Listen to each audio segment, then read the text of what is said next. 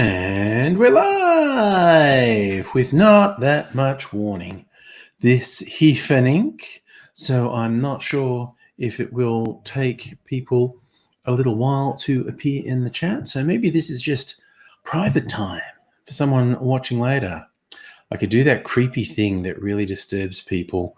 I switch my microphone to be in like surround and try and do sultry ASMR waft in and out of your ears. That hasn't been all that well received in the past. I think the overwhelming review of me doing that was that's creepy as fuck. So maybe not. Maybe. I mean, not that I'm, wholly averse to being creepy as fuck, but maybe it shouldn't be what I aspire for. You know what? I just want to fiddle with my focus a little bit. Hello, Annette.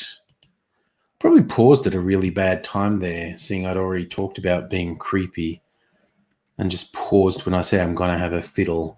You don't want that really, do you? So focus. There. Yep, no, I just wanted to really make sure it was focused. Hello, Luke. And then it was too different from my usual thing. The creepy ASMR. Oh dear. It's I don't always go with crowd reviews, but I think the reviews of that particular moment were accurate. It was a bit creepy. So yeah, maybe another time.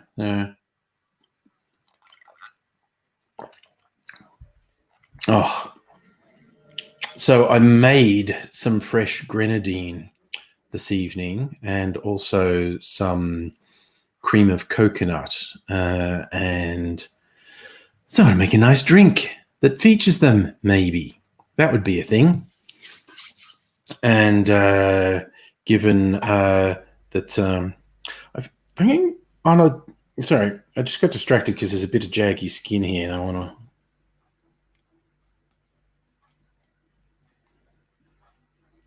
cannibalize myself. It's just a plastic container that I was holding. I ran my finger down and I went, ow, and I thought it cut, and it didn't draw blood, but it's kind of shaved the top layer of skin, so there's a bit of loose skin, and it catches on things, and it's annoying the shit out of me. Anywho, hey, Invisible Chicken, got here just in time to see me eating my own flesh. Waste not, want not. I say, waste not, want not. So,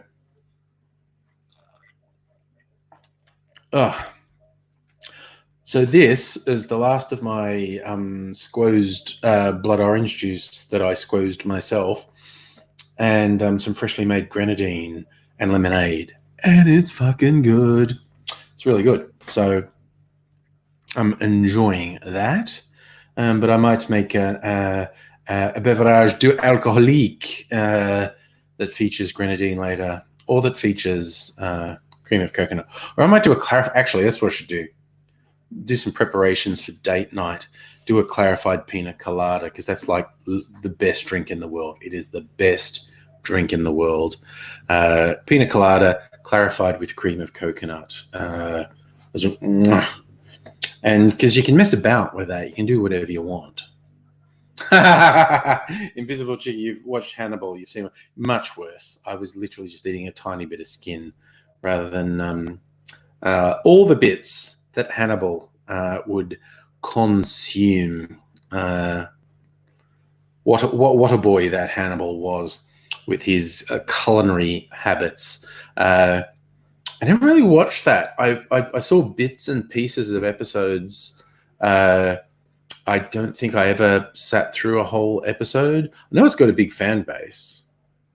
Wow, okay, that's awesome, Glee. Your mum actually met Haile Selassie, one of the more significant figures of the 20th century. So that's no small claim to fame. Hey, Rick, how you doing? I personally am doing quite well. The world around me, less well. We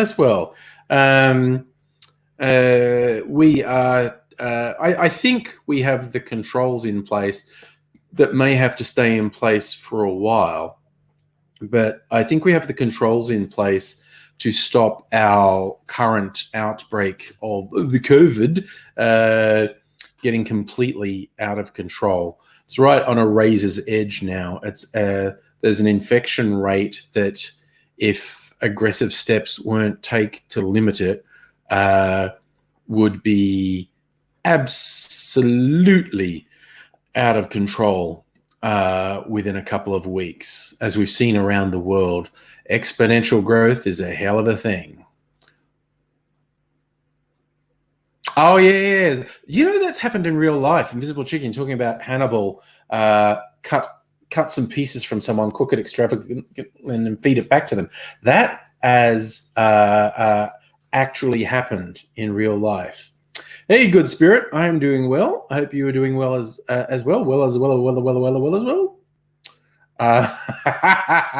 Annette's scared of the Hannibal fans, particularly the Tumblr fans.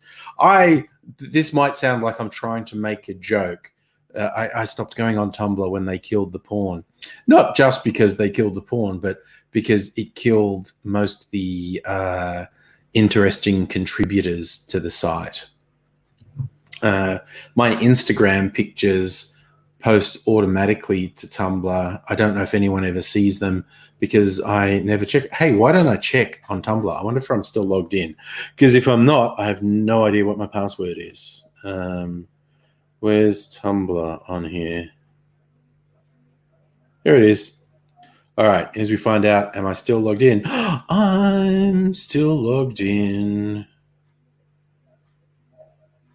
Right. Ads. I seem to be getting. Oh no, is that? I think everyone I followed is gone from the thing. I'm just getting ads from the Tumblr staff.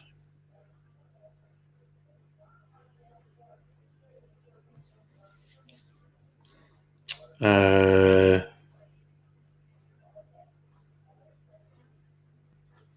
their good old Deep Dark Fears is still on there.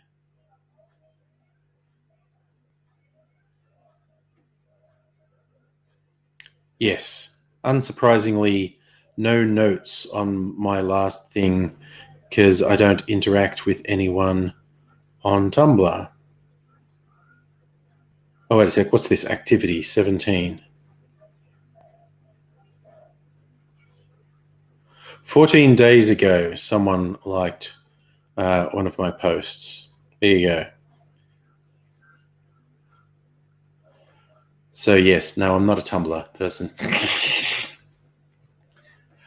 Invisible Chicken, your Twitter name's literally Hannibal Fan. That's good. Rick, you read about a woman who killed a guy, served his parts in a restaurant. There you go. It happens. It happens occasionally. There was a famous case, might have been in Germany, where the guy had someone volunteer, I think, to have his own penis cut off and cooked and served to him. And he signed a whole thing that he was going along with it. And it was very hard to convict the dude of a crime.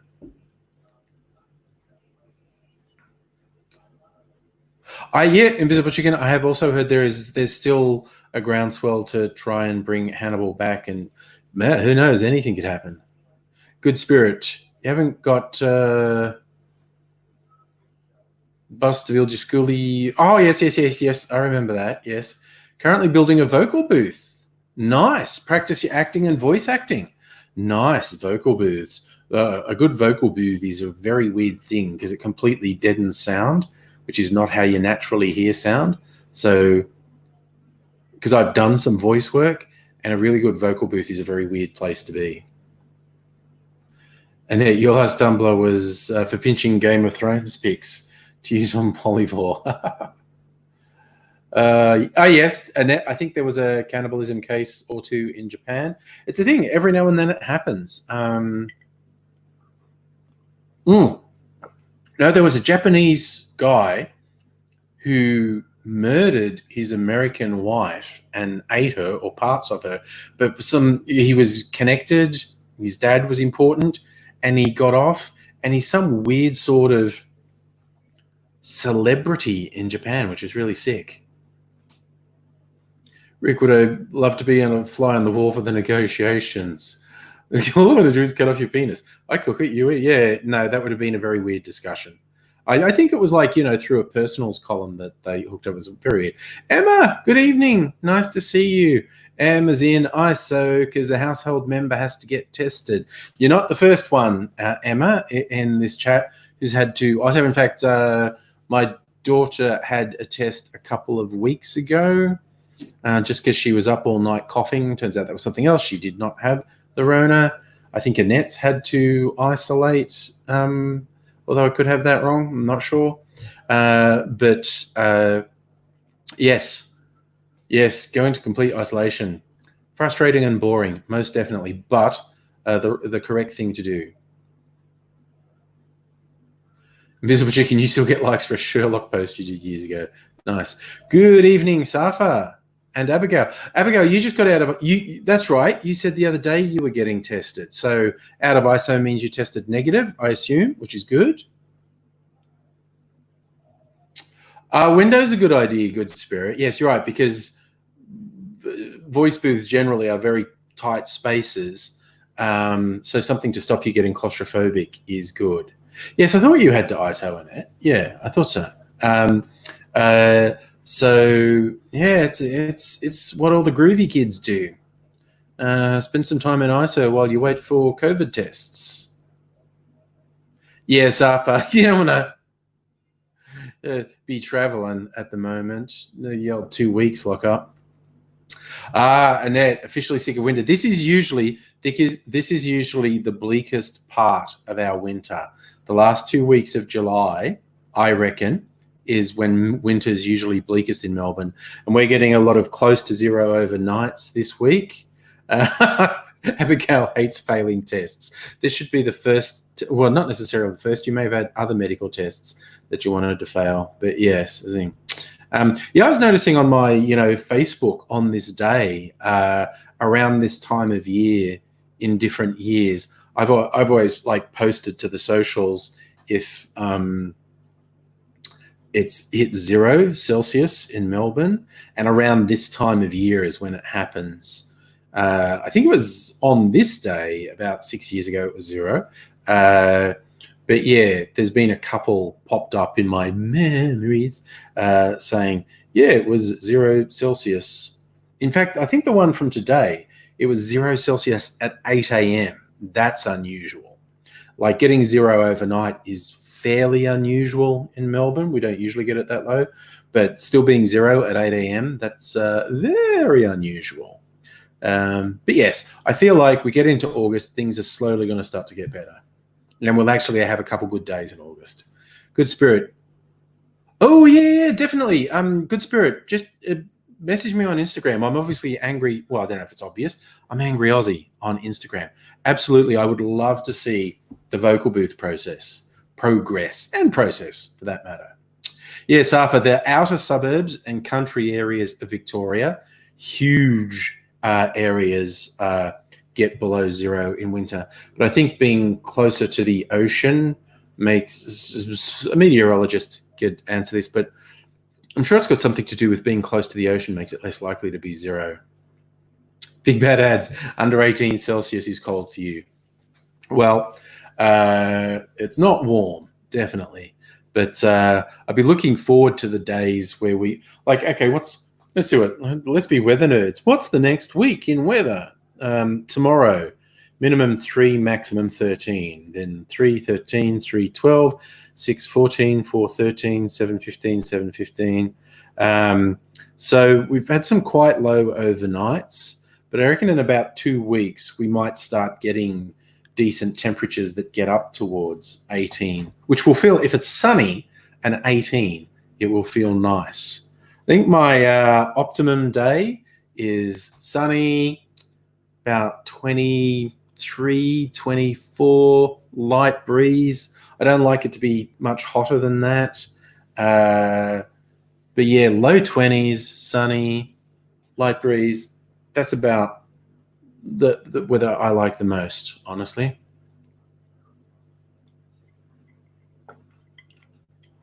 Safa, Dubbo gets sub-zero in winter.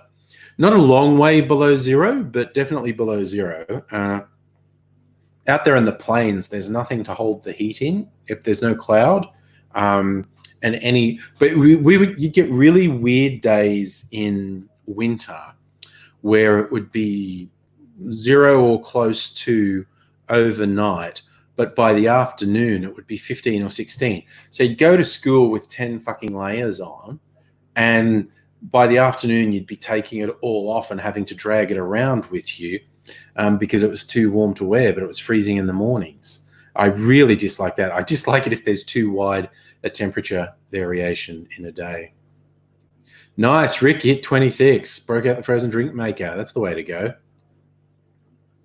Glee, you want more cats for the bed to keep warm? Yes, only one of our cats will sleep on the bed while we're in it. Mimsy loves attention and loves being next to people. Shadow is super weird and still acts like we're going to murder her. So, zing. Hey, Pity Wallaby. Hello, hello, hello, hello. Hello to you. It's good to see you. What is it? It's Thursday night, so I suppose it's Thursday morning for you? Trying to get my time zones right in my head. Oh, no, it's good spirit. Going to post your acting, voice work demos? Yes, and you're right. Agents are not cheap and are a hassle generally. Yeah, definitely showcase yourself. That's the way to go. You knew it'd be Mimsy. Mimsy is a big, sooky, loving attention cat. So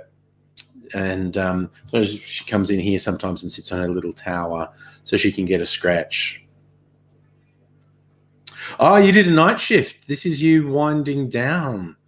Oh my gosh. What time did your shift finish? I have not had to do night shift for a long time. That messes with your head.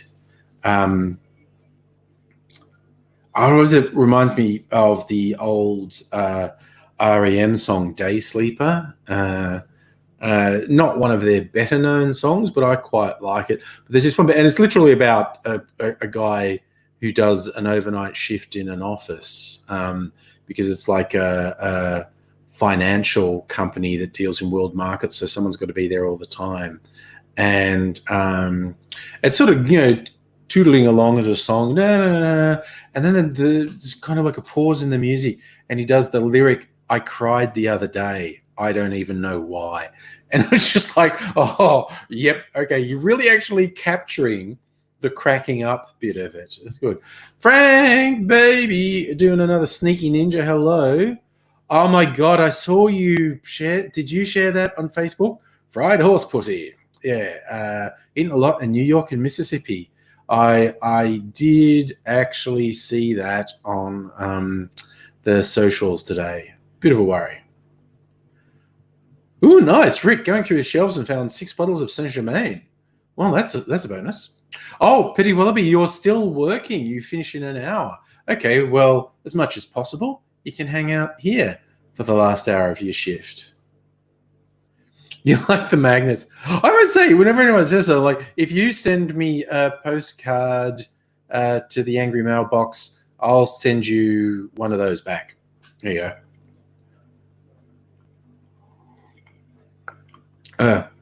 Rick, I don't think Frank can see text. I think he's at work and he's doing a sneaky jump in and leave a message. I'm not sure that he's able to actually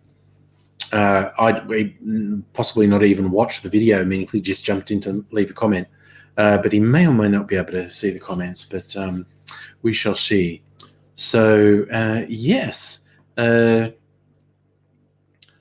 a thing. So who's optimistic? FC's travel by 1st Jan, I think you meant 2021. No, I'm going to say a big no. Even before this new wave of infections in Victoria, I would have said no. Yes, Kelly, find a postcard. Be fun. And make a postcard if you can find. What am I drinking, Safa? This is blood orange juice, grenadine, and lemonade. And I'm thinking of following the tip on the Difford's cocktail site for Haile Selassie's birthday, because he was a major religious figure for the Rastafari religion, which was, of course, based in Jamaica. Why not make a Jamaican-themed drink? They say a reggae rum punch, which, again, is just rum and some fruit juices. That's got grenadine. I wanted to use grenadine tonight. Maybe I'll use the coconut and clarify. Maybe I'll do a clarified rum punch. Well, that's what a bloody pina colada is anyway. I mean, there are such little variations in the tropical drinks. They're just variants of rum and fruit juices, often lime or pineapple. So like, is a typical pina colada is rum, multiple sorts of rum. They say cachaça, which is kind of rum, pineapple juice, cream of coconut, lime juice. And this one's rum, pineapple, orange juice, grenadine, and lime juice. Yeah, I might whack together a pina colada-ish, rum punch-ish drink for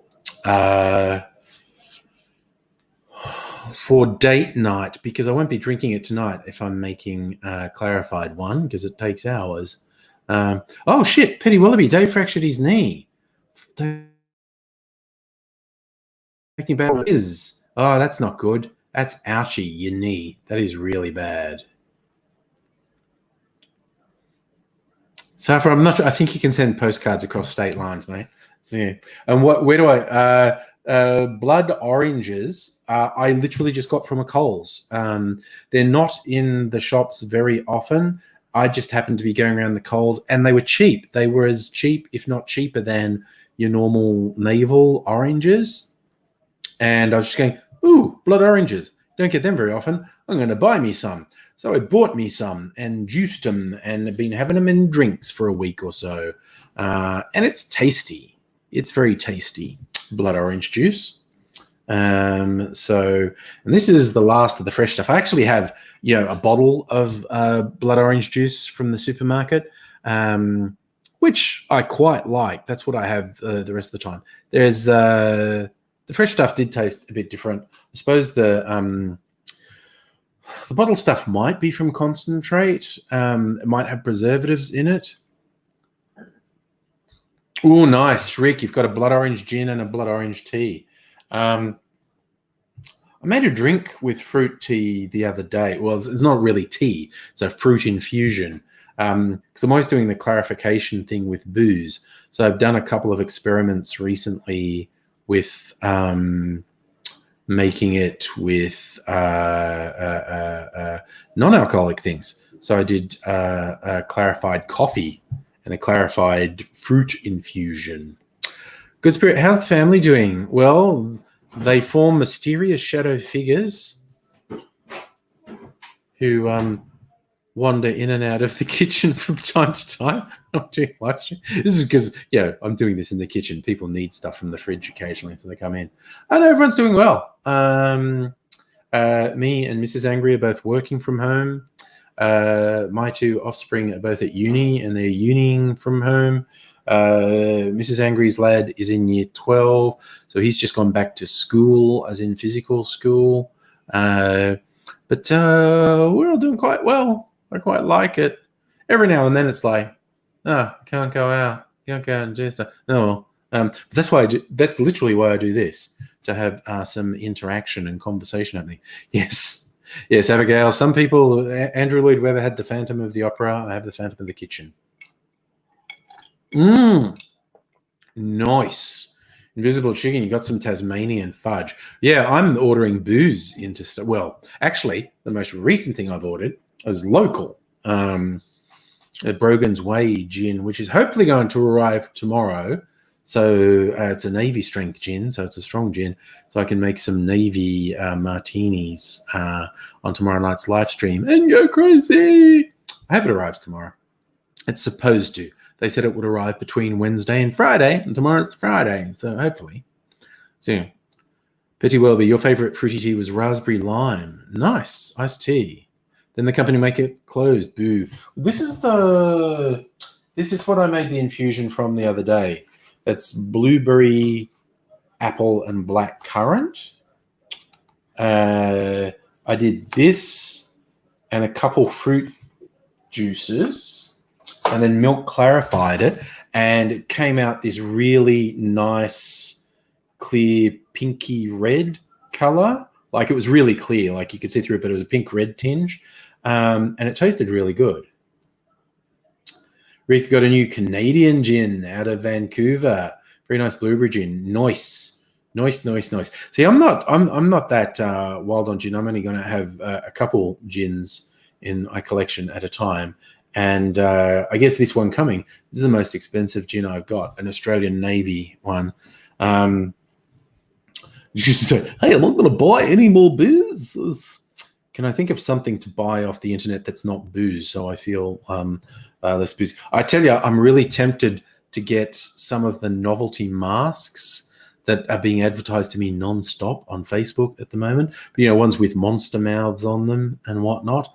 It's very tempting. Very tempting. The other one that's tempting is go the whole way and get a plague doctor mask with a big bird beak and the goggles, and just walk around with a hood all the time and be a plague doctor. Yeah, good spirit. I'd be far more worried about school in the States because there is a fucking terrifying amount of the Rona going around in the States. I would be nervous about school in the States, but absolutely fucking frightening levels of the virus running around in the US. We're nervous enough here getting 300-400 cases a day from this current outbreak, which I think, like, we got a 6-week lockdown. We're 2 weeks into a 6-week lockdown. I think 2 weeks from now, like, so by week 4 of the lockdown, we'll be seeing improvement. I think we'll actually be in a pretty good state at the end of the 6 weeks. We'll see. Rick, Ninja with the plague doctor mask. Yeah, I'm tempted because there are some really cool looking plague doctor masks online. I'm very tempted. Pity Wallaby, make your own masks? Yes, buy silly fabric and have fun. Absolutely. Oh, Good Spirit's got Ghostbusters face mask. Loving that. Mrs. Angry's been making some masks. She made a cloth one and she just drew this cartoony mouth and nose on it.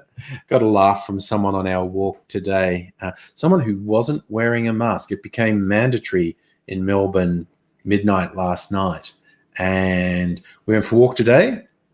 Saw one person who wasn't wearing a mask. So, Charlie, hello, how are you? And weirdly, it was the person who wasn't wearing a mask who had a bit of a laugh and said to Mrs. Angry, "Oh, I like your smile." And I didn't say anything, but I was like, I don't like that you're not wearing a mask. What the fuck's that about? Oh yes, Good Spirit Joker ones, alien ones. There's basically the novelty ones are very tempting. Very, very tempting. Yep, Safa, the cops are really going to fucking enjoy busting people. Mrs. Angry went on a walk as well earlier in the day when I was still working, and she said she saw people, because there's this weird exclusion at the moment. Like, if you're running, like for exercise, if you're actually running, like jogging, you don't have to wear it while you're running, but you've like got to have it with you when you finish your run, before you start your run and when you finish it. Mrs. Angry said the morning when she was walking around, I think two people, one person didn't have a mask, and I don't know, they just kind of made eye contact with her. And this person started doing this run, this really half-hearted shuffle run. That's not going to work with the cops. You see a cough car just suddenly start running. That's not going to work. Rick, we had this conversation the other night. No, angry mask. No, because the angry mask is the top half of the face. But I do have some other weird ones. Actually, I really want. Now, while I'm thinking of it, I'm going to disappear for just less than 30 seconds while I see if I can find a particular mask.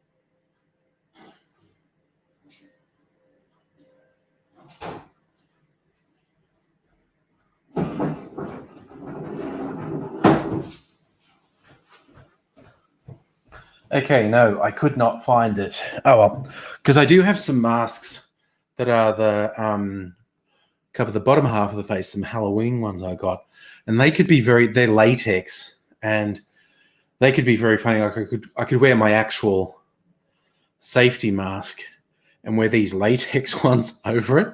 That would look really weird. And I'm all for looking weird, quite frankly. I might be able to find it.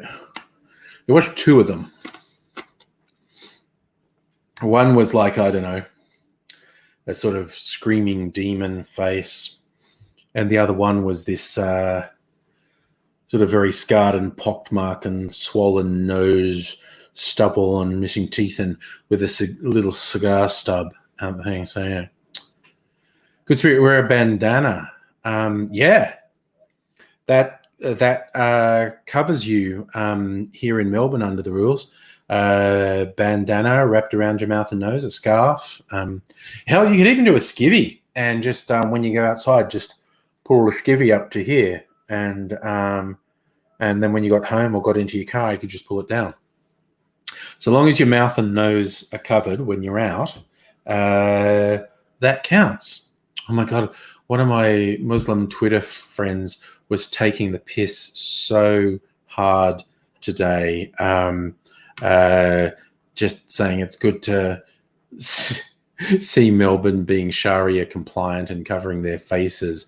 Next, he's got to convince people that drinking alcohol and eating pork also causes coronavirus. And I was going, you're just taking the piss, aren't you? Good on you. I like a good shit stir. It was pretty funny. I think he's deliberately trying to set some of the conspiracy wingnuts off, and it probably worked. And when I just kind of lolled and just said, "You troll," and he just responded, "Say mashallah, brother." he's just out there just poking the ant's nest and seeing what comes out. And why not? Why not indeed? Oh, it's just that type of world. I've got to plan what I'm gonna do my next cocktail videos on. So I just put up my Tequila Day one before coming on here. Tequila Day tomorrow. So that'd be another thing for Friday night party night. A Tequila Day party. Not doing, no, before I say I'm not doing shots, not doing slammers. I'm going to make some classy drinks. But don't know if I might put up a video on the. I did record myself making some syrups, and that's always an interesting thing, showing people how to make syrups. I made one with this, which is Stevia Tea. Stevia's and a sort of sweetener, as they say, is 100 times sweeter than sugar in terms of taste. Like, so per calorie, it tastes like 1 calorie of stevia tastes as sweet as 100 calories worth of sugar, if that makes sense. And this is it in tea form. You can get it in powdered form to use in cooking or put in tea or coffee, I guess. I think it's mainly for cooking. I think it's the powdered stevia is for cooking. But I got this from a hippy dippy shop. So I basically brewed this like tea in a pot, and with some fruit peel, and so it made. And then when I strained it out, so it's like a really sweet tea, basically, but is good for flavoring cocktails. And I made a grenadine with pomegranate juice and cream of coconut with coconut. Charlie, hate tequila, but enjoy doing slammers. I'm not a big aficionado of tequila. I use it as a cocktail ingredient, certainly, but I don't sit around drinking tequila. I like that it gives that sort of smoky edge to a cocktail. And if I want things to be really smoky, I'll use mezcal. Tequila's smokier cousin. I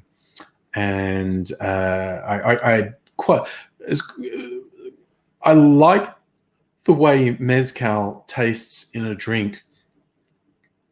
It's very hard for me to not think this tastes like an ashtray. This tastes like I imagine an ashtray tastes, but in a good way. A much more palatable way to describe it is it's like smoked barbecue meat. It's like smoked meats. It's that kind of smoke. But being a non-smoker, it just pops around. It's like an ashtray. It's what I think. If you swirled some water around in an ashtray, you get a similar taste. But this is good. It's that, but in a good way. Yes, I shouldn't work in marketing. I say terrible things, and that is simply not going to work as a marketing. I do be the pitchman for Angry Brand Tequila. Drink Angry Tequila. It tastes like an ashtray, but in a good way. Oh, that'd be my sponsor. Good Spirit got a scoot. Okay, thanks for dropping in. Yeah, look after yourself. Yes, I'm doing this 5 or 6 nights a week, depending what else I have on. I will definitely be here tomorrow night, all things being equal. Won't be on Saturday night. Probably will be on Sunday. Maybe not on Monday. Just try. Yep. Rick, tasting like an ashtray. That was your first reaction when you tried smoked beer. Yeah, and I'm the same thing with like a smoked cheese. No, that actually tastes like smoke. That's not good.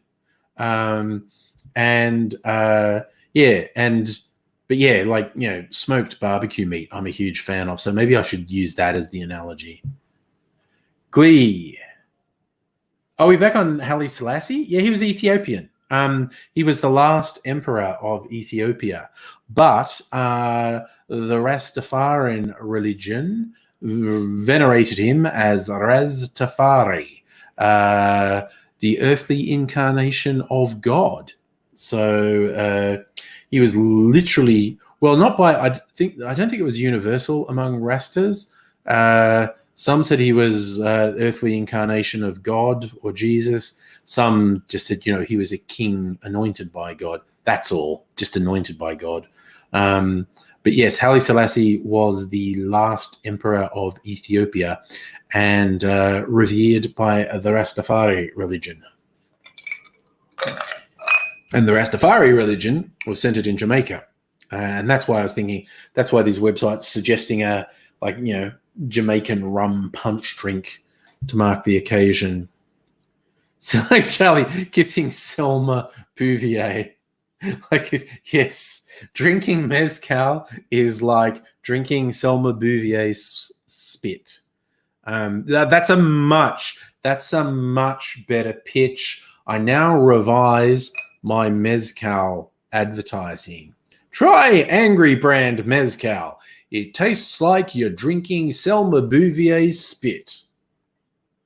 Okay, Troy McClure would endorse it.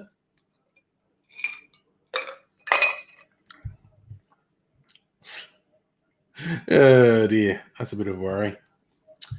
Abigail, after a few weeks of ISO health deteriorated, walked to the shops.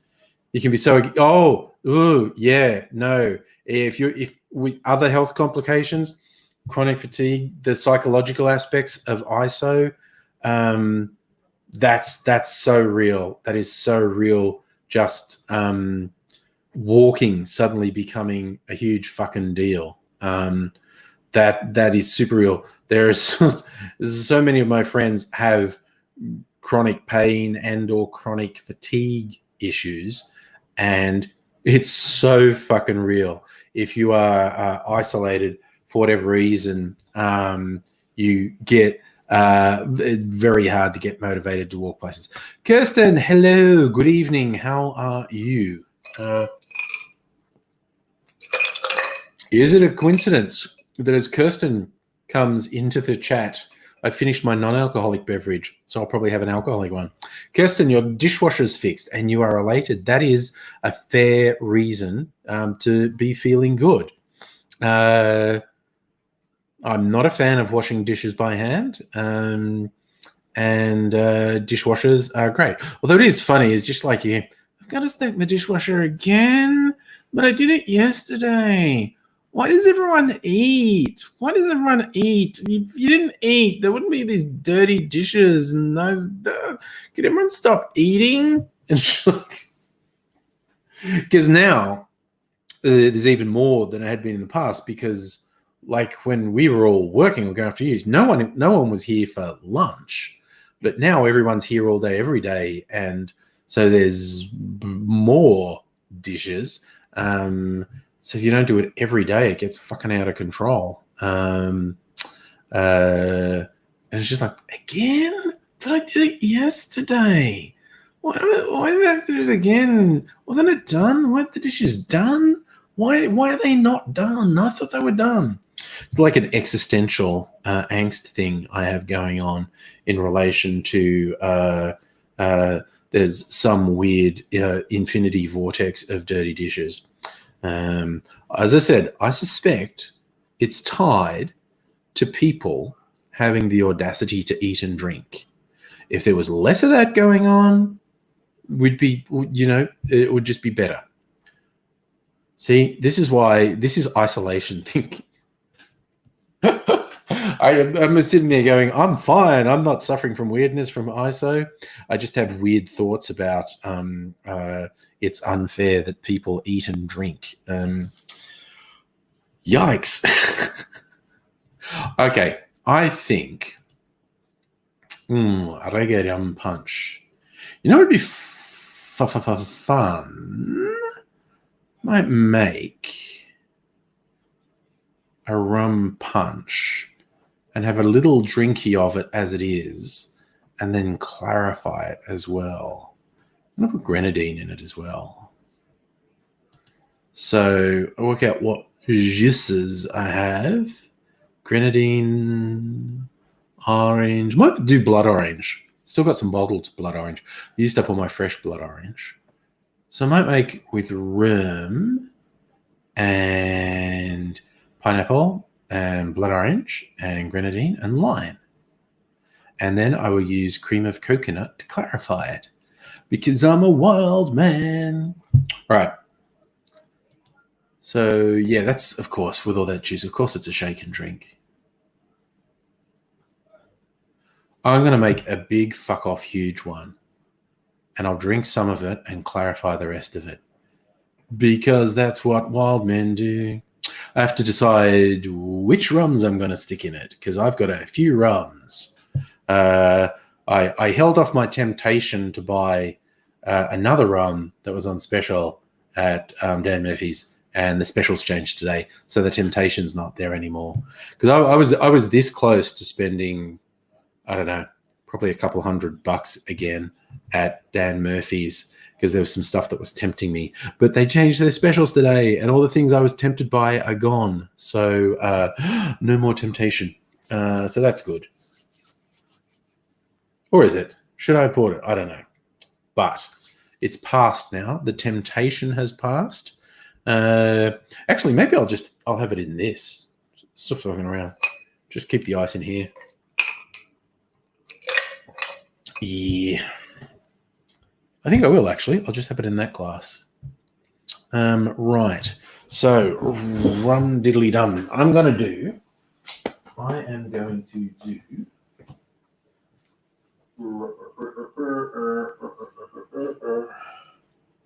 Florida or the Beanley 5-year. Maybe a bit of the overproof. I've only got a little bit of overproof left. Probably enough for a couple of drinks. Right, so. Yep, this is going to be a bits of drink. Bits of this and bits of that. All right, I'm going to do those. I am going to do those. God, it's just like a drop of that. Just use it up. I'm going to do this pimento dram.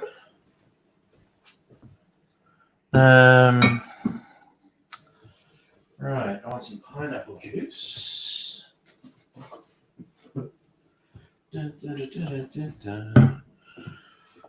There's probably enough biz.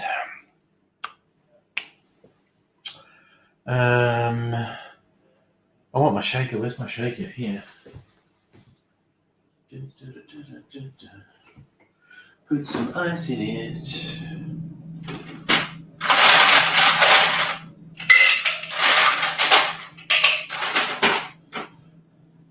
And one big bit of ice. So,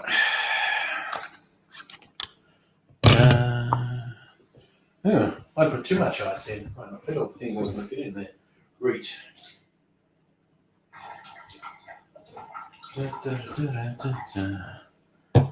Some lime juice. And it's lime juice. Some of that maybe. And you know what? No, they'll just get overpowered. This. And this. A little bit of sweetener. Right. No, wait, where's my jigger? Where is my jigger? Where my jigger's at? Okay. Nobody panic. Shouldn't be in here.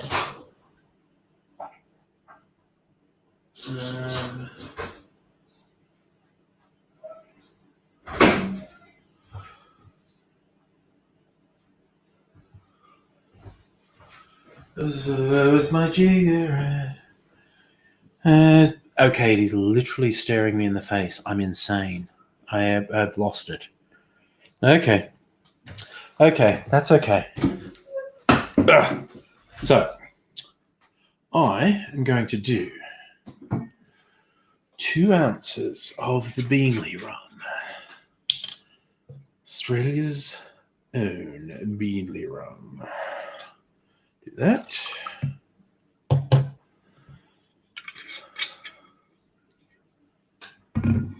Just going to empty this. Although I'm intrigued. That's like half an ounce?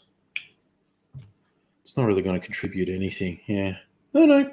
3/4 of an ounce of cachaça. Need a cool bottle. going away now. Got no use for it. Someone's gone to all the trouble of making this neat bottle, and it's going into recycling because I have no use for it.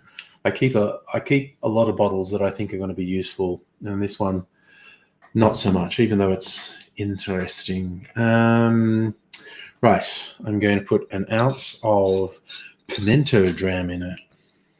Ooh, and this is just like cinnamon, exotic spice type beverage, this one, and it's thick and syrupy. Not really syrupy, but it's like thicker than rum is because it's a liqueur. And speaking of liqueurs, Velvet Falernum, the original Falernum, Barbados in a bottle. This is a rum liqueur, essentially. Spicy rum liqueur. Again, rather syrupy little number. Do that. Do. And just for funsies, we've got overproof rum. Dun, dun, dun. 69 dudes. So say, yeah, this is 69. 69. Rather than the usual like 40%, is 69% alcohol. I'm going to put a whole ounce in because I'm a madman. Dun, dun, dun. Dun, dun, dun, dun, dun. Put the corky back in. Almost out of that. I'm going to have to get another overproof rum from somewhere. Okay, so that's all the booze. Reggae Rum Punch. Okay, so it's reckoning 50 mils of pineapple juice and 50 mils of orange juice. That's fair.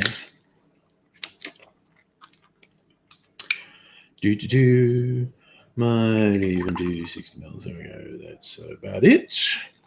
Pineapple. Yep, that's filling up. That is filling up.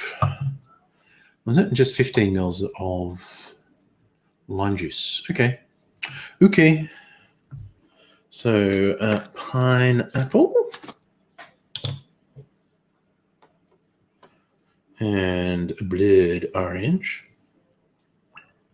There we go. I put so much ice in the shaker, it's getting real full. It's getting real full. I want to put some grenadine in.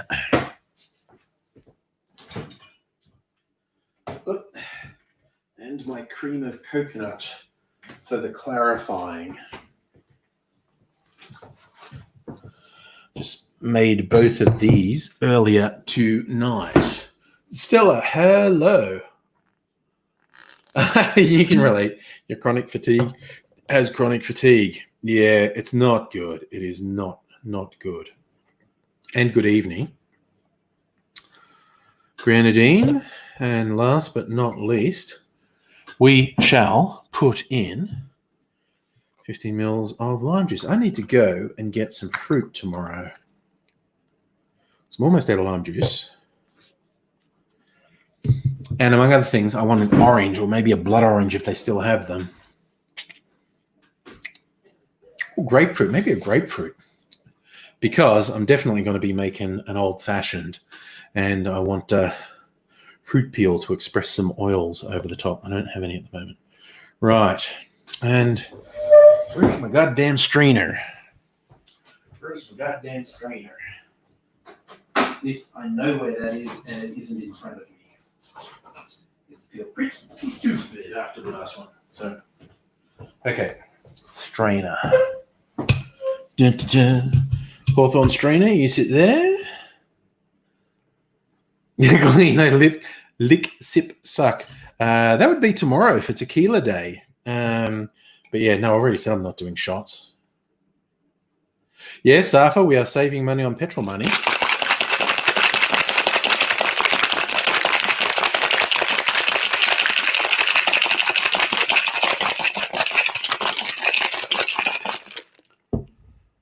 That's cold. A lot of ice in there. All right. You know what? I didn't. sweetener in there, but with all those liqueurs, it probably doesn't need it. I did put grenadine in, didn't I? That's okay. Right.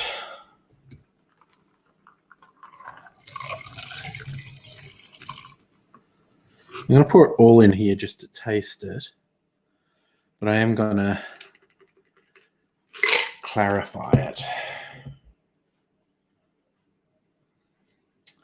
So yes, also you got to remember, like, okay, this is the color of it. Actually, not that far removed from the blood orange I was drinking earlier.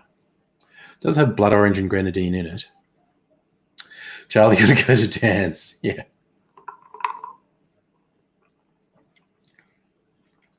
Man, this is good.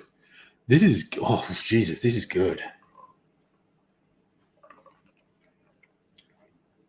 Oh, it's fruity and spicy. Oh, and considering 2 shots of rum, 1 shot of overproof rum, 1 shot of pimento. What's pimento jam? It's comparatively low, 22%. And falernum's also low. Yeah, it's only 11% alcohol. This is like more for the flavor than the alcohol. Oh, deceptive drink though. It's like this. If I were to drink this, you get really shit-faced.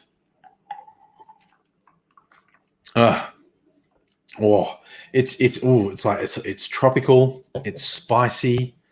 Oh.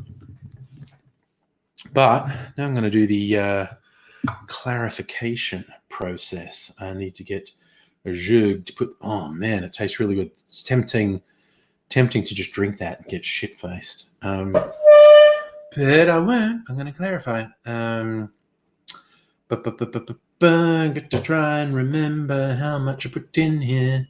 So it was like 2, 2, 2, 2, 2. How many twos did I just say? 2, 2, 2, 2, 2, 2. About 10. So we're going to do 4 to 1. Do 3 ounces. 3 ounces of the cream of coconut to go with that. Okay, that's fine. A whole jigger. Just rinse my jigger so it's clean. That's not a euphemism. Sounds like it should be, shouldn't it?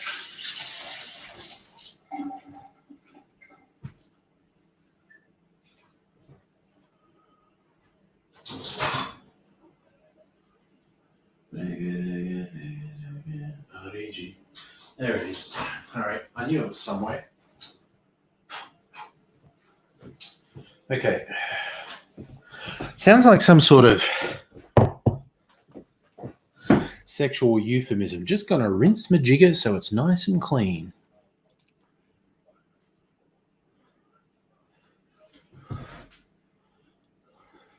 It's clearly or mezcal or mezcalin. I think the derivative is the same. I could be wrong. That's such a satisfying noise, isn't it? Oh, cork. Well, it's plastic. A stopper coming out is a very satisfying noise. Right. 2 mils. It's interesting. Whatevs. And 2 mils. Right. Cream of coconut tastes so good. This is 50% sugar. So bad for you. Charlie, yes. Not only does jigger have lots of meanings, it sounds like it has even more. Right, so now I'm just going to strain this so the ice doesn't go in. So we're going from this sort of dirty red-brown, sort of brick color. In we go.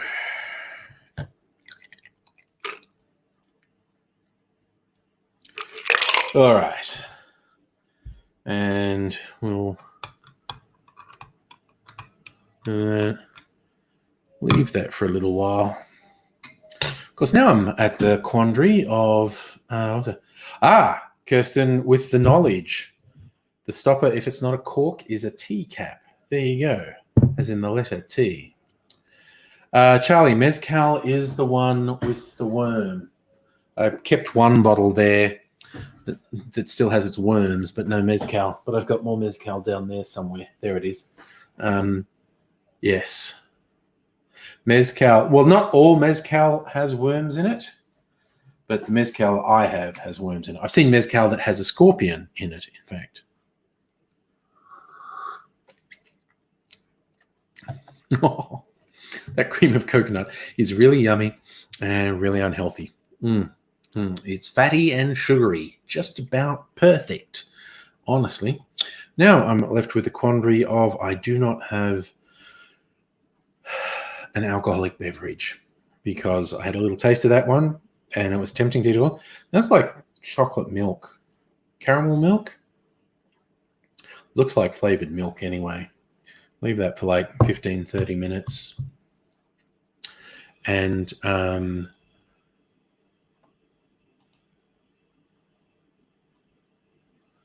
that's going to be very yummy. And I'll save that for date night, I guess.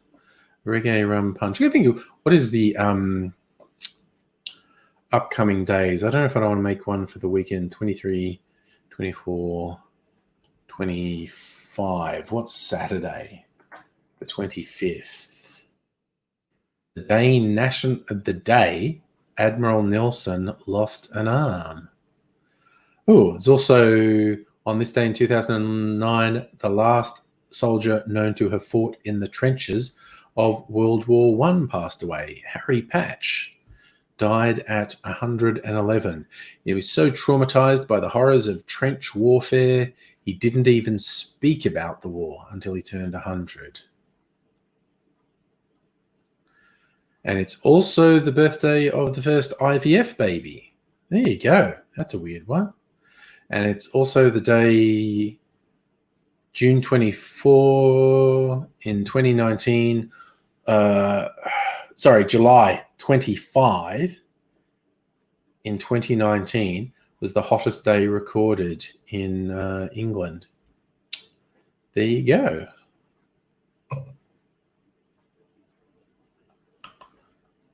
I don't think I want to do anything to tie in with any of those. What's on the 26th? 26. Ooh, Avita Perón's death on this day in 1952. An Avita Cocktail. Of course there's an Avita Cocktail. What's in a Matador? Tequila, lime, agave, pineapple juice. An Avita Cocktail is vodka, green melon liqueur, orange juice, and lime juice. Anything? And the anniversary of the Great Los Angeles Smog. On this day in 1943, a few months after Pearl Harbor, Angelinos woke up believing they were under chemical attack. Eyes were stinging, noses were running. Los Angeles' famously pure air was full of thick, choking smog that obscured the iconic skyline.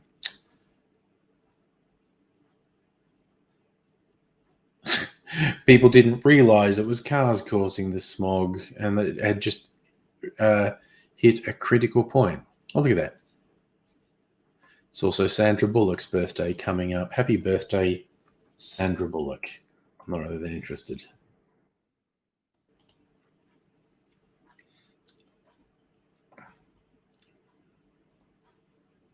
I like that. There we go. Sorry. If you walk without rhythm, you won't attract the worm.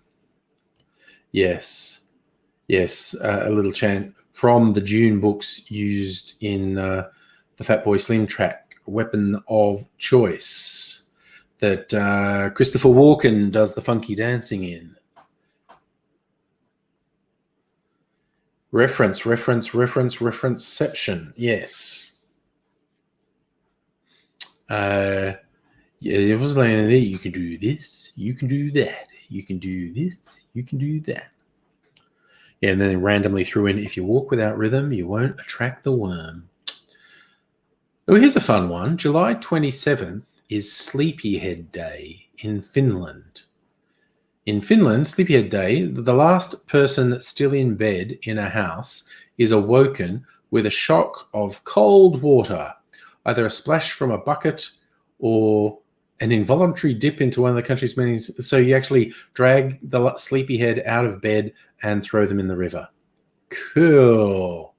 In the town of Naantali, one local celebrity will begin the day being carried, still in night clothes, to the sea and dunked because of religion. Bizarrely, Sleepyhead Day dates back to a group of Christian saints in Ephesus who retired to a cave to escape Roman persecution and kept there for a cool 2 centuries. There you go. So Diffords recommends to commemorate Sleepyhead Day, have a breakfast martini. Yes. Oh God, Charlie, did Eddie McGuire do the Christopher Walken dance? I did not see that. That sounds embarrassing.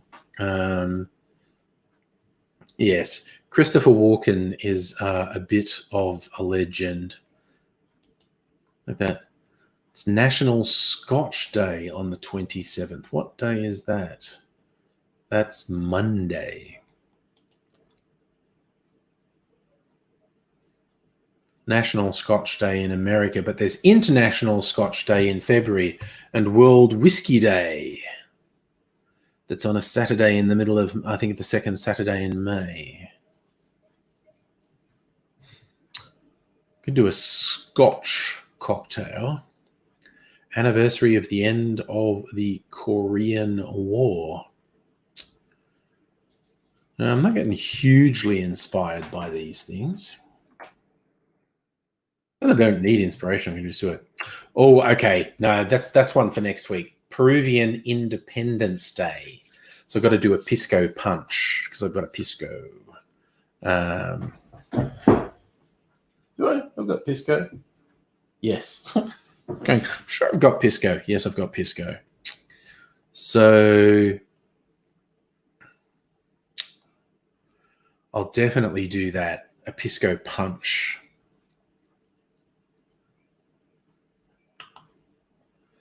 Well, that's one for next week anyway. Pisco punch. Stella, you think your parents would have loved to drag you out of bed, dump you in a river when you were a teenager? Yeah, that's a very parent thing to want to do.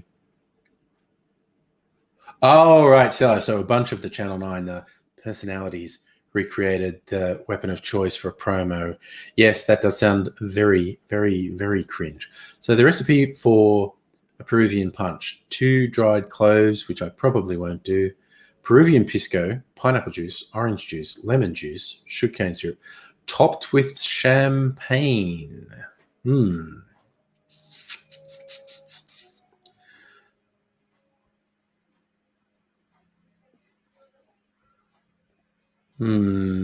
Yeah, I just, as soon as someone says, and top it with champagne, I'm like, no. Rudyard Kipling described pisco punches compounded of the shavings of cherubs' wings. It's a rather extravagant way to describe it. John Lanner's recipe. Cut a pineapple into squares. Okay. In a bowl of gum syrup to soak up overnight. This both flavors the gum syrup and, when strained, produces sugar-coated pineapple cubes. In the morning, mix half a pint, 8 ounces of the pineapple-flavored gum syrup, 1 pint of distilled water, 3/4 of a pint of lemon juice, and an entire bottle of Peruvian pisco. This omits a secret ingredient.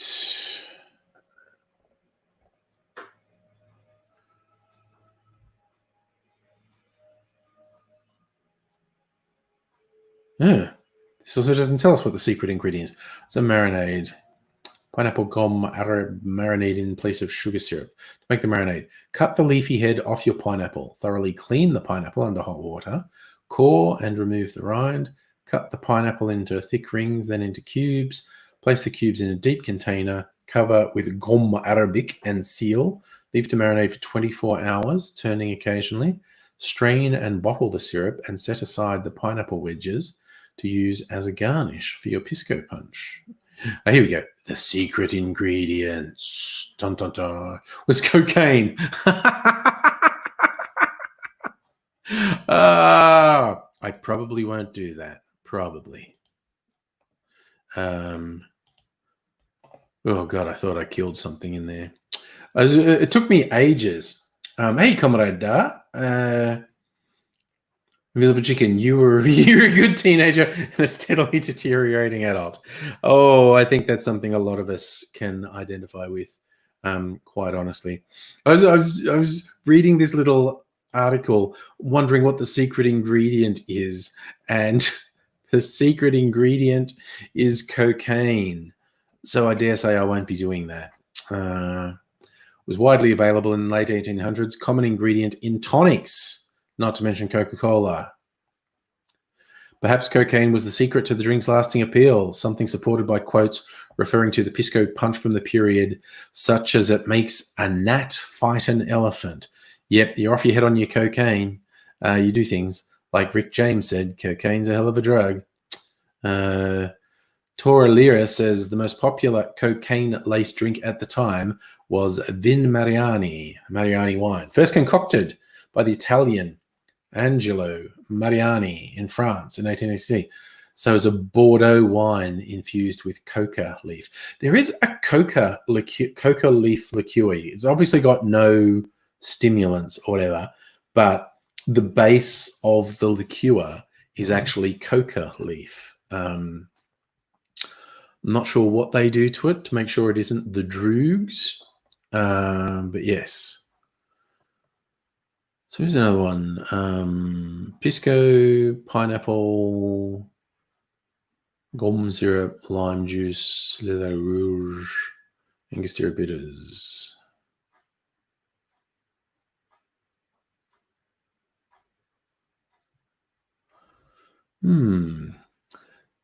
Different Pisco punch. Alfredo Michele's Pisco punch. Okay. I'm definitely going to make a Pisco punch. Maybe I should make another clarified one. Just where it was a punch. I want to just top up with soda or sparkling water. Slice of orange, pineapple wedges, Peruvian pisco, pineapple marinade syrup.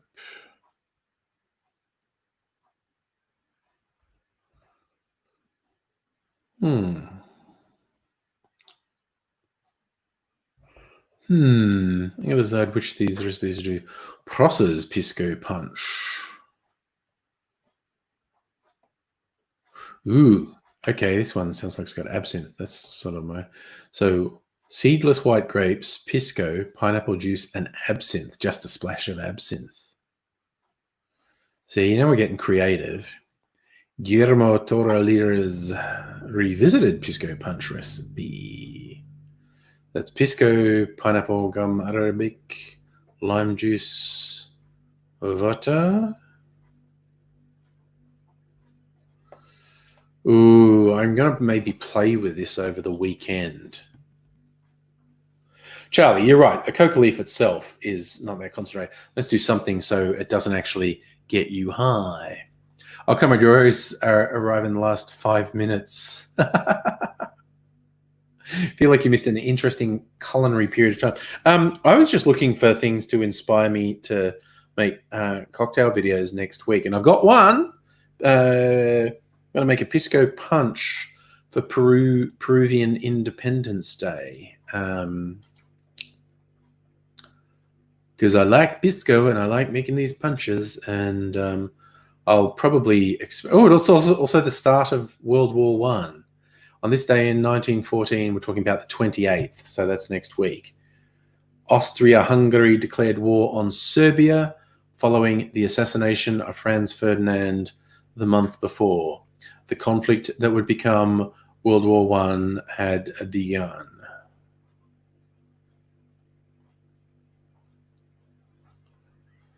Yeah, that's a bit depressing. I like Peruvian independence much more. It's on July 29. It's the day Van Gogh died. A starry night. And the anniversary of the Cannes jewel heist. On this day in 2013, a man in a baseball cap walked through the French windows into a private salon in the Carlton Intercontinental in Cannes. Minutes later, he walked out carrying a sack with over $100 million worth of jewels and vanished.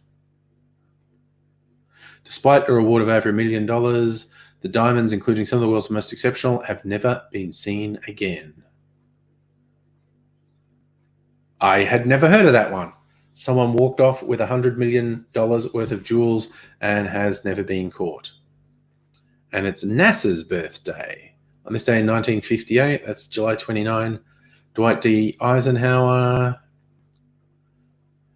signed into law the National Aeronautics and Space Act, creating NASA. There you go. So what day of the week is the 29th? That's Wednesday. 30. What happened on the 30th? Let us see in the chat. Let me see. No, that's not what I want. Penguin's books birthdays. Paperback revolution began on this day in 1935 with the publication of 10 Penguin books. Alan Lane was frustrated at the lack of cheap but good fiction available at Exeter Railway Station. The original Penguin books were colour-coded. Good works by Hemingway, Sayers, Christie. Each one cost just 6 pence at a time when hardcovers were priced at 7 or 8 shillings.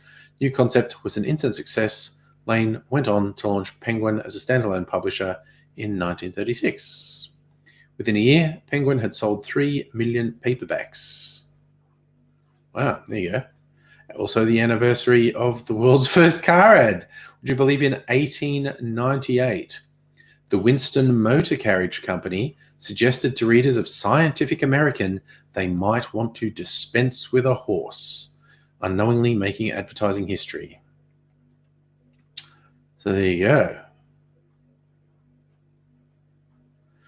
The motor carriage cost $1,000 American at the time, and this is an English site, says that's about £20,000 today. So about 40,000 US dollars, I suppose.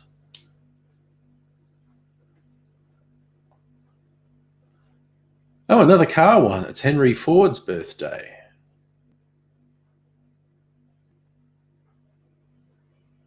There you go.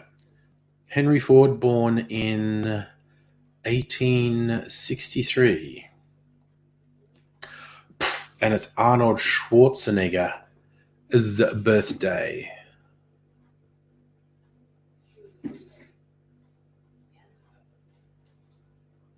There you go. Where was he born?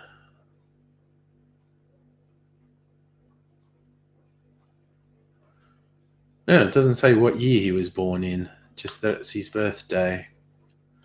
The Arnie. Yeah. Yeah, Glee, it was good that Emma's come by to get a bit of company. Ooh, Charlie found a drink that looks cool. Tequila with blue curacao and pineapple juice. Maybe I should make that because I've got blue curacao. Ooh, yeah, see how separated that is now? Ooh, I can't wait to see what color this is when the clarification's finished. All right, I need to set this up so the clarifying process can start. Let me clear a bit of space here. Back in the fridge. Maybe my mixing glass will be tall enough. Ooh. Maybe that'll be tall enough. This will be tall enough. Get a funnel. Get a funnel up here. And, actually, I want to run some water through the coffee filter. This has become a superstition. Don't know if it really makes a difference, but it possibly does. So I'll just be over here for a minute as I run water through this coffee filter.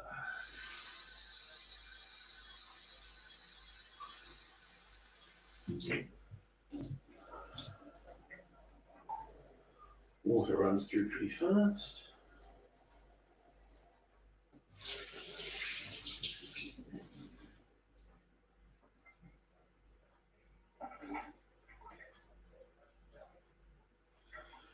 Right. Got my coffee filter wet. And I'm gonna pour my concoction through. That's what she did. Locust Trooper, hey, what's up, man? Just filtering a drink. It's a thing I do. Okay, let's just sort this out a bit. It's acting a bit funny. Well, just do this a bit more. There we go. Easy peasy. Well, it looks like it's going to come out a very light pink, which will be interesting. Yeah, you haven't been here a while, man. Long time no see. I hope things everyone going well. Suffered before COVID. Did angry driver public train to work? Public transport driving is a nightmare and expensive. Nice, Glee. Your dietitian said you can eat anything fatty, drink fatty. Nice.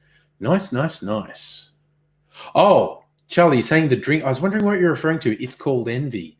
The drink is called Envy. Okay, I just need to rinse this because I might need to use it again. So I'll quickly do some rinsing over here. The joys of live streaming from the kitchen.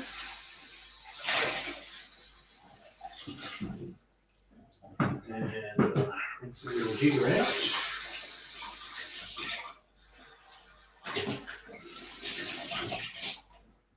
Yeah, that was pretty good. All right. Let's get down to business. To defeat the Hun. Did they send me daughters when I asked for sons? Turns out, yes.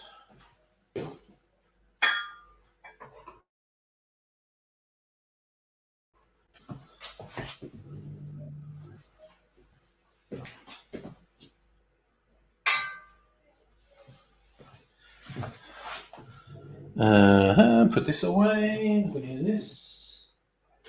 All right. I always thought that bit in Mulan was funny. One of my favorite Disney animations, Mulan. I quite like it.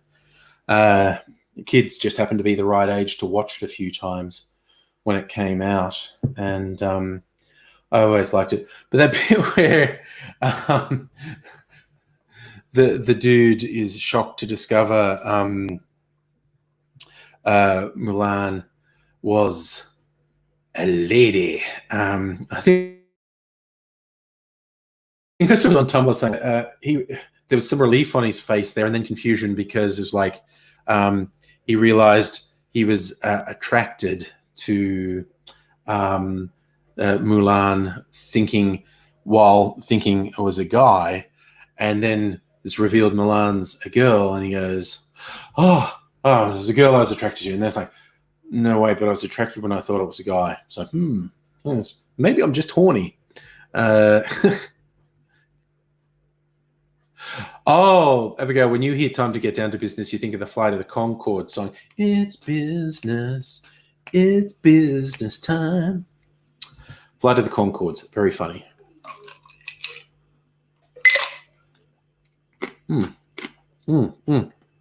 Just a bit of that spiciness from the pimento dram I can still taste in here.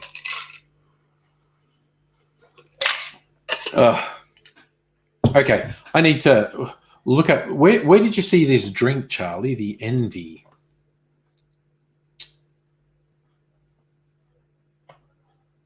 So, Locust Trooper, heard about ScoMo's latest stupidity, saying send a link, treating message, don't go to a job, apply for, make the whole living. Yeah, just go, man. Go for a job interview. You're not going to get the fucking job. Every job's going to have 50 million people. And if on the off chance you get a job and it's good, well, great. Yes, Abigail, wearing business socks so you can get down to business. Who remembers the original Train Spotting movie, or the lads who were all junkies in Train Spotting? There is, you have to go to a certain number of job interviews to keep your unemployment benefits. And they said, and it's a fine balancing act. You can't just deliberately fuck up the interview or they'll report you and you'll lose your benefits, but you can't be so good at the interview you'll actually get the job. So it's a real balancing act. And Spud goes for one off his dial on cocaine, and he's doing a travel company, and it's just this whole thing of just being overly exuberant with big wide eyes and too much eye contact with people. Doesn't do anything wrong, but you'd never hire him for a job. Look, like Trooper, not just Scummo, but also Albanese's being a complete asshole about people getting paid benefits during the pandemic. But one of the things the pandemic is doing is laying absolutely bare all the problems with the current system, and none of the people in power are going to learn the right lesson. Like the outbreak in the Housing Commission towers in Melbourne highlighted, A, that is a disgusting way to force people to live in just crushed in like that. And B, it's bad for everyone, because when there's a pandemic, an outbreak in a spot like that spreads to everyone. And it's just a terrible idea. But they're not going to stop it, because it's like, oh, I don't want to actually give people nice places to live. They can pay for themselves. And the way the casualization of work has fucked everyone over, all in the name of a tiny number of people getting more and more profits. That's not sustainable. When the fucking wheels fall off because of a major event like a pandemic, the economy is a fucking omnishambles, and the casual people have no money. And not only is it unacceptable to leave an enormous chunk of your population in poverty, the economy can't survive if people don't have money either. The economy needs to be run more to support everyone rather than to enrich a tiny minority and fucking punish the overwhelming majority. It actually doesn't make sense economically. It's an abomination just from the point of view of how you're treating human beings, but it also doesn't make sense economically. It's unsustainable. But no one's going to learn these fucking lessons. Same old, same old. When you go, oh, Lex Trooper, fucking Labor and Libs are pretty much the same. Albanese sucks. He's such a shithouse person. Just all these people in federal Labor, particularly, just going like, oh, what if we just like had policies that are pretty much the same as the Liberal Party, but we weren't them? Would people vote for us then? It's like, fucking hell. Oh, yeah, sorry, Charlie, you can't post links. What's the site called that you got the thing of? Or if I just go in the cocktail, what comes up if I put Envy Cocktail? One that's got peach vodka and melon and lime juice and hazelnut. That's very different.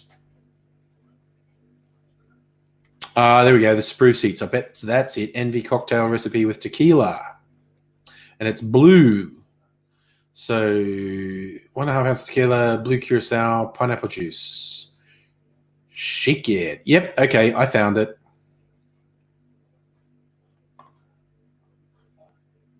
Yeah, exactly, Kirsten. You can't afford to not go to work if you're casual, so you can't afford to isolate, so everyone suffers. But it's the thing. It's a shitty way to treat people, but it is also economically unsustainable. This ridiculous thing that's happening now with more and more wealth being concentrated to fewer and fewer people, and more and more and more and more people being fucked over, that isn't economically sustainable. It's a terrible, shitty thing to do to people, but it's also economically unsustainable. It's ridiculous. This pursuit of short-term profit over long-term sustainability is ridiculous.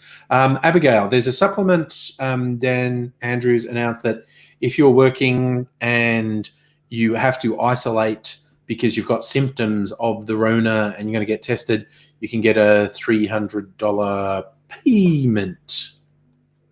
So you can get a supplement for a thing. So, yeah. Yes, excellent, Charlie. Spruce Heats. I found it. Cool. Glee actually wants the cocaine drink. Okay. I think there is a super long lag. Or maybe Glee's actually watching back a bit. I don't know. But anyway. So will capitalism collapse? Inevitably. It's just a question of, does it destroy the world in the meantime? Charlie, yes. Friendly Geordie's, his absolute unwavering support of Labor is fucking weird. It is fucking weird. Yeah, no, because federal Labor particularly fucking sucks. And again, this incredibly low bar of they're better than the Liberal Party. Really? That's it? It's like people saying, yeah, Joe Biden should because he's better than Trump. Joe Biden's a fucking terrible candidate. So what that he's better than Trump? A dog shit left out in the sun for 3 weeks is better than Trump. That doesn't mean you want it. Yeah, Kirsten, people with lower incomes, if they get more money, they spend it. It circulates in the economy. People with lots of money, if they get more, they take it out of the economy and hide it so they don't have to pay tax. It's Jesus, it's just so fucking dumb. Right, I am going, because I haven't made a blue Curacao drink since I got this blue Curacao from Dan's. So I'm going to make this one. And I've got a shaker filled with ice ready. All right, and pineapple juice. I've got pineapple juice here. Dun, dun, dun. I'm going to put the glass in the freezer. Just to chill it for a bit. Right, so we want tequila, blanco tequila, and blue Curacao, which is here. All right. And pineapple juice, which is here. Okay, that's easy peasy. 1.5, 1. So that's like 1, 2, 3. That's easy. 1 part pineapple juice to 2 parts blue Curacao to 3 parts silver tequila. So if I wanted to get really fucked up, I could double all that. Right. But I won't, because it's not that far off bedtime.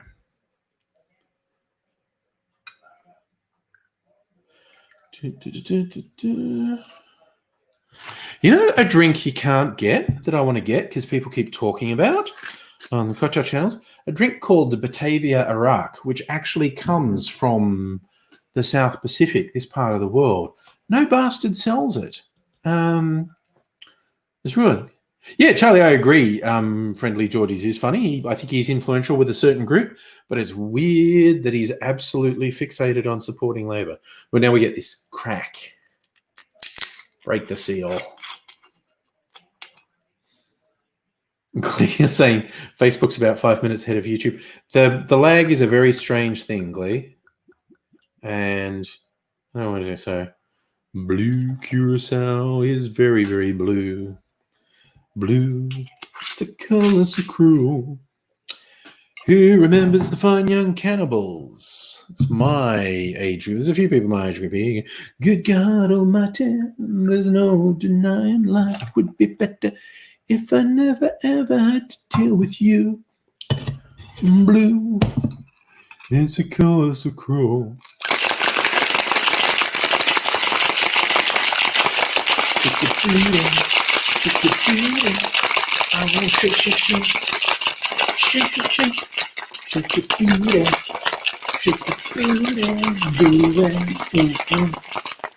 Ooh, actually, look at this. My rum punch filtering.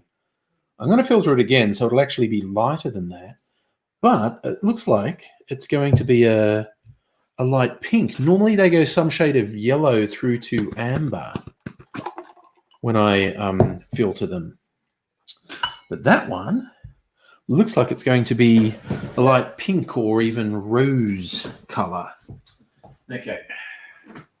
Glass is probably not very chilled. I don't care. I'm going to have my envy, blue envy. I wonder what it's called envy when it's blue. You'd think it'd be green if you want to call it envy. And in fact, a few other sites had a green drink called envy. My goodness. Should do that on a Monday for a Blue Monday. That is a very, very blue drink. The envy.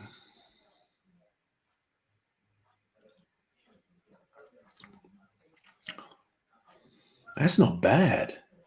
That is not bad.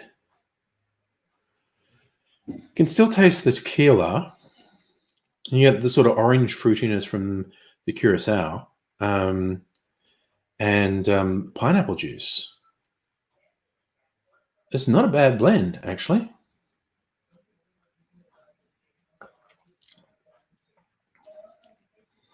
Yeah, I mean, it's not going in my top 10, but it's not bad. Yes, there we go. Blue da-ba-dee-da-ba-da, da-ba-dee-da-ba-da. Charlie, Sesame Street did a version of She Drives Me Crazy. I'm going to have to look that up now. I didn't know that. Sesame Street, She Drives Me Crazy. Auto-completed.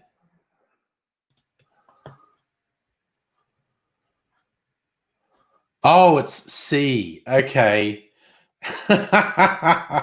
Pun. C drives me crazy. Okay, I'm going to have to remember to look that up later. I need to watch that. I don't want to get a copyright strike on this video, so I'm not going to play it now. So, God, maybe I should do a Blue Monday cocktail video because that is very blue. And I could also make some with my blue absinthe for a bit of variety.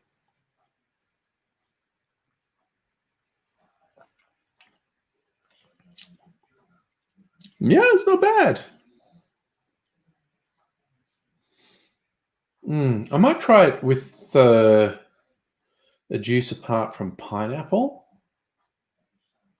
I don't know, like I'm very fond of lemon juice in cocktails. Might give it a more distinctive taste if it had lemon juice in it. Locust Trooper, I get to go to the toilet. Oh yeah, no, yeah, we're talking about bloody Friendly Geordies and his unstoppable love of the Labour Party. And like, yeah, of course they're better than the Libs, in my opinion. We'd be better off if they were in power. I just fucking hate the way the people who are the public face of the Labour Party, particularly federal Labour, are behaving at the moment. Still going to have Blue Monday stuck in the head. Oh, have you seen the trailer for the who the hell knows when it's going to be released now? Wonder Woman 1984. They got this weird sort of cross between orchestral and trap house version of Blue Monday playing in the trailer, and it sounds fucking great. Like, it sounds really good. Yeah, if that's actually on the soundtrack, I'd be tempted to get it.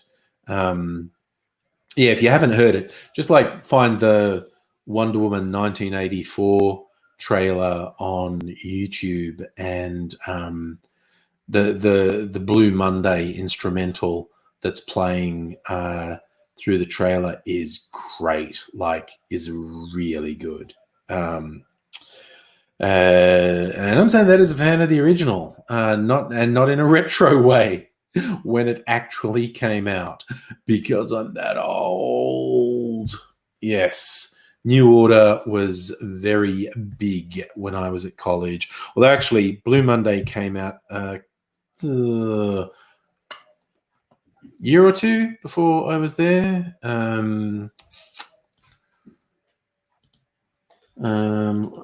Let me check the interwebs. Blue Monday.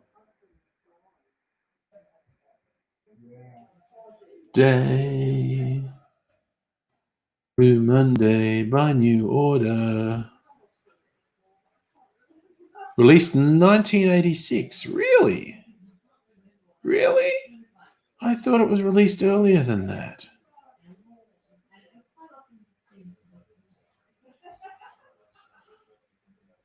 New Order song. Yes. I knew it was earlier than that. It's 1983.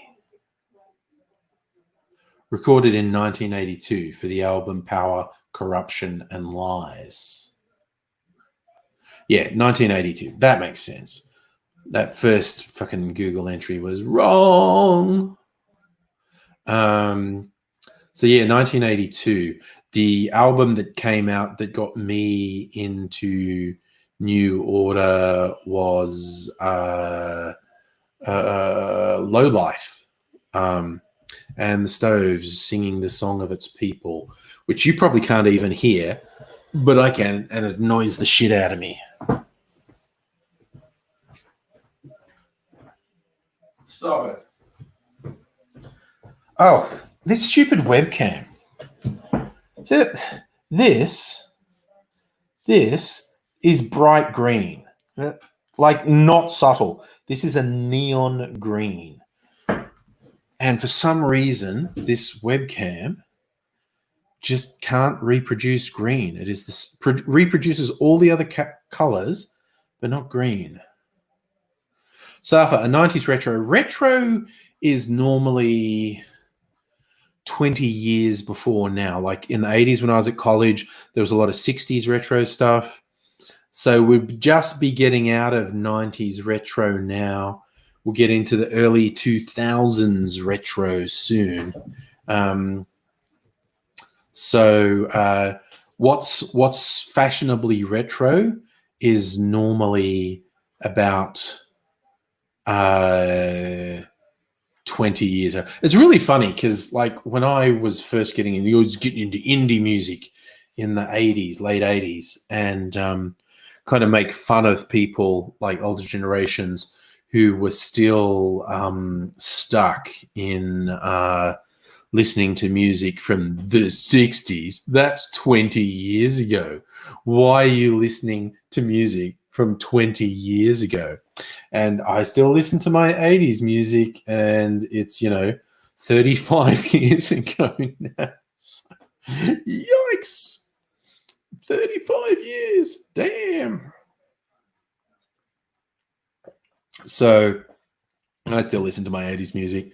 But us sort of punk and post-punk kids were incredibly obnoxious to previous generations. It's like that old Abe Simpson line from The Simpsons, where it's a flashback to Homer's a teenager, and Abe goes, "Yeah, you think you're with it now. I used to be with it, but then they changed what it was. Now what's it is weird and scary to me. It happened to me. It'll happen to you." It happens, but yes. Invisible Chicken, you like 50s music? There's some 50s music I like. Some 60s music I like. There's less 70s music I like. 80s is my decade, and a lot of 90s too. I still listen to new music, whether I'm listening to Triple J or just seeing some like new releases on. I have YouTube music on my phone. Charlie, you're 27 and mostly listen to 70s. Yeah, I mean, there's nothing wrong with listening to music from different eras. There is good music in every era. There is good music in every genre. Anyone who says, genre X completely sucks is just showing their ignorance, quite honestly. Charlie into Kiss. My older brother was into Kiss. He was into Kiss before they got super big. The album that made them big worldwide was their Double Live album Kiss Alive, which, among other things, had I Was Made for Lovin' You on it. But my brother had their previous albums. He was hipster. He was into them before they got big. Oh, and Alice Cooper. My older sister was into Alice Cooper. And I saw Alice Cooper's Welcome to My Nightmare in a cinema, actually. I loved that album. Still love that. I've got it. I'm pretty sure I've got it on vinyl. And that, again, not retro. That would have been the original issue of Alice Cooper's Welcome to My Nightmare on vinyl. Look, Strippy, you act like crazy ass Perkish Sheldon Cooper. Yeah. You just got to make it so you can't help yourself. There you go. Visible opportunity, you suck up music trivia because your taste is too obscure. Yeah. Oh, okay. There you go. That's my memory playing tricks on me. Oh, Alive was Rock and Roll All Night and Party Every Day. Yes, you're right. I Was Made for Loving You is when they were basically in their disco phase. Yes, the hit from Kiss Alive was Rock and Roll All Night and Party Every Day. Dun, dun, dun, dun, dun, dun. Yes. Oh, gosh, that was played so often in my youth. Yep, it's a thing. It's a thing. And see, I think you hit the right note, mate. If you gave them just the right Sheldon Cooper at an interview and they never bothered you since, I think you hit it just perfectly. There's nothing wrong with having a Kiss as a special interest, Charlie, autistic special interest or not. It's you know, they were pretty influential. They were big. In the late 70s, early 80s, I was into like Aussie rock music, like the Angels and Cold Chisel. And then when I got to college, I got exposed to all the indie music, and I got into a lot of indie music stuff like New Order and The Cure and The Smiths. So much of it was British, and a big chunk was Australian. Not very much of it was American. We were very snobby and actually were not into that much American music. That's making us think we were cool, that we didn't like that American stuff. But there was obviously a lot of good American music as well. But yeah. Charlie, you love Chisel. I actually saw Chisel live at what was possibly their peak, the Circus Animals tour. They came to Dubbo. Cold Chisel played once in Dubbo at the Civic Centre, and I actually snuck backstage. And yeah, Cold Chisel, pretty intense live, or very intense live. I saw the Angels live a couple of times. They were my favorite. The Angels were very theatrical, particularly the frontman, Doc Neeson. I wasn't sort of cool enough to be into Midnight Oil until I got to college. I had a crush on Mossy. Oh man, because I was backstage. I don't know, I was taking photos backstage, and so for some reason, I had this shirtless picture of Mossy, and he's just wearing shorts because I don't know if he got mud on him or something. But anyway, so I've got this shirtless picture of Mossy that all the girls at school wanted a copy of. It made me very popular that I had a shirtless Mossy picture. He was the coolest one in the band. I mean, Jimmy Barnes might have been the front man, but he's fucking weird. Mossy was the coolest person in Cold Chisel, definitely.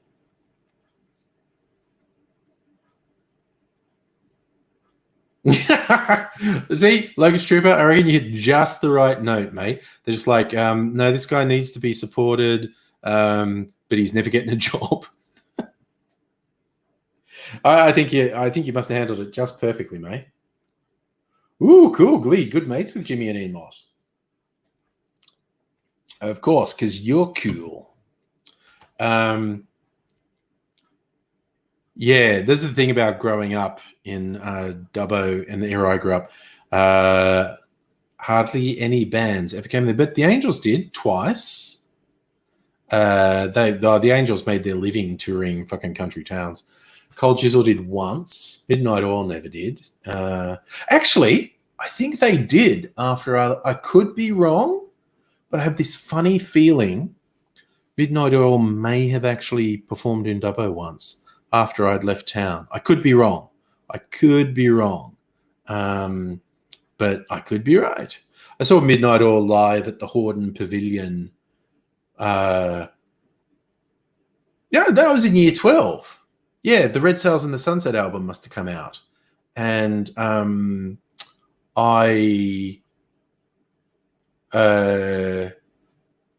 remember I was year 12. I did a trip to Sydney to see Midnight Oil. Yeah, I did.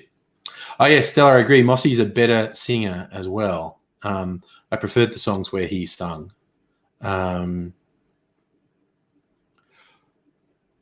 Look, Strippy, are you for real telling me you showed up to send a link in just your undies? Because if that's a thing that happened, I'm going to inscribe that in my official book of legends.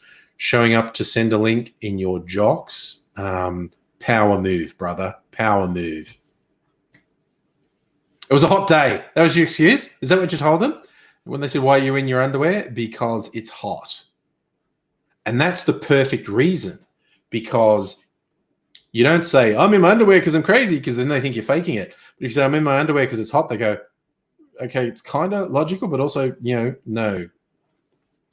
Charlie, Barnsey came to Harvey Bay last year. You could hear him from your veranda. He is pretty loud.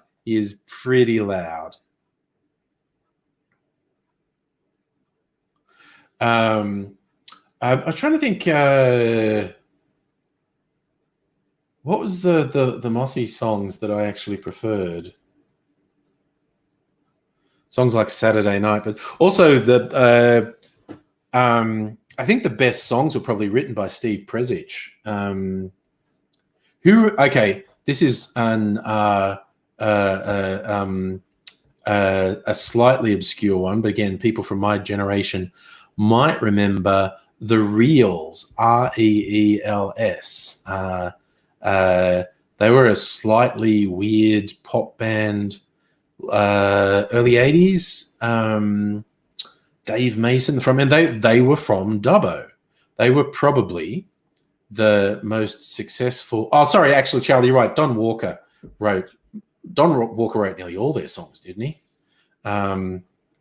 Steve Presich wrote Forever Now, didn't he? That's one of my favorites. And then the reason I bring up the Reels is the Reels have an album of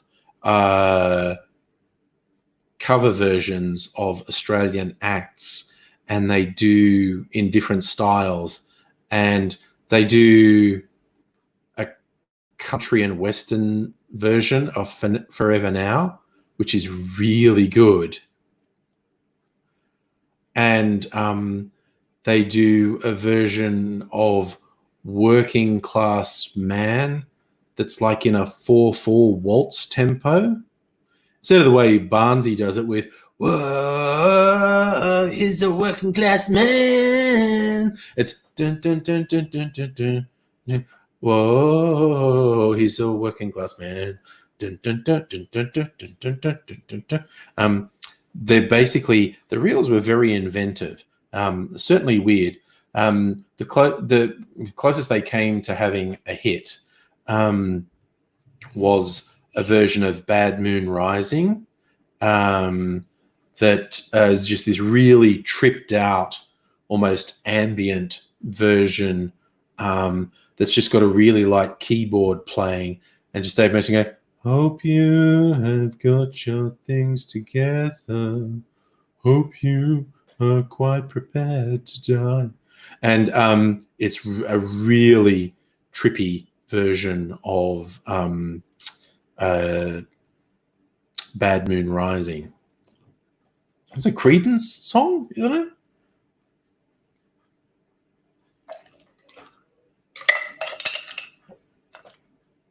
Locust Trooper, one of your friends got off requirements. Danglong, she had sex with nearly all the staff. That seems like a difficult way to get off the requirements. I mean, you know, you got to do what you got to do. There you go, Glee. Steve wrote Flame Trees and When the War is Over. I think he wrote their ballads, basically, yeah. Charlie, Late Auntie's fave song was Flame Trees. It is, yeah, Flame Trees is a good one. Who's it? There's an Australian act. Did a female singer did a really good ballad version of Flame Trees. I really liked it. I know some Chisel fans didn't like it, but I did. I liked it. She got all the staff fight in the end. That's the ultimate revenge. Right. I'm going to do a little trick before signing off, because the last of this rum punch is going to be a nice pink color. Very manly drink that's going to be. What's a Creedence song, Glee? Bad Moon Rising. I just got to rinse this. I'm going to leave it to filter overnight.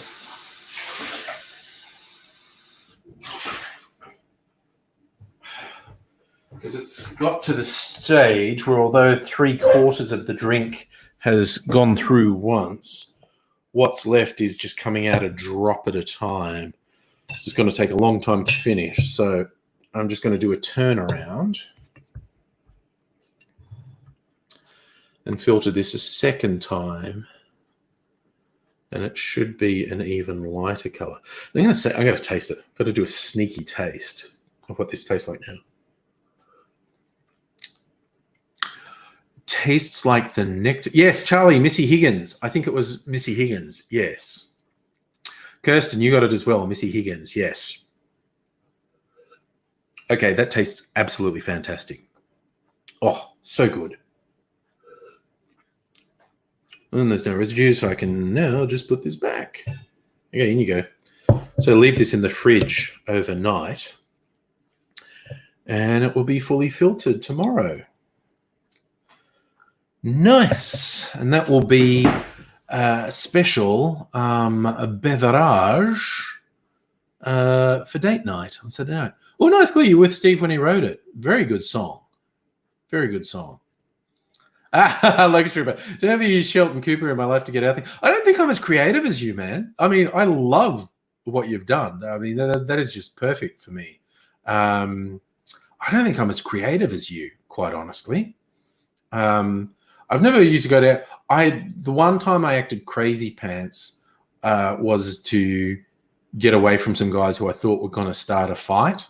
And I just did this sort of Silence of the Lambs monotone because I had this wacky haircut at the time. And these 4 bogan guys were laughing at me in a pub. "You know, haircut, mate." And I didn't know what to do. And I thought I was in danger. And I was coming back from the bar with a drink, and they started up again. "Oh, no, drink it." And I just stopped and stared and held eye contact with this guy and went, "Thank you. I'm glad you like it." And they all just went, "What the fuck?" And this guy went, "No, I meant it. I like it." And I went, "Thank you," and walked away. I went back to my table where my friends were and said, "Oh my God, I thought those guys were going to kill me, but now they're scared of me." Awesome. Abigail, you met Missy Higgins in the bathroom of a lesbian bar and talked about drag kings. Wicked, wicked good. Sorry, that just made me think about my time back in the 80s. The lesbian icon was KD Lang.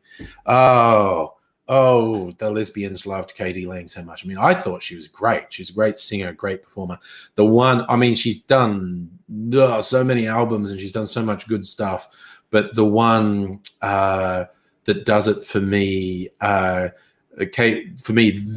archetypal KD Lang song is "Constant Craving." I love that song so much. She also did a really good version of "Crying" with Roy Orbison. You like that? You think that was my Sheldon Cooper moment, Locust?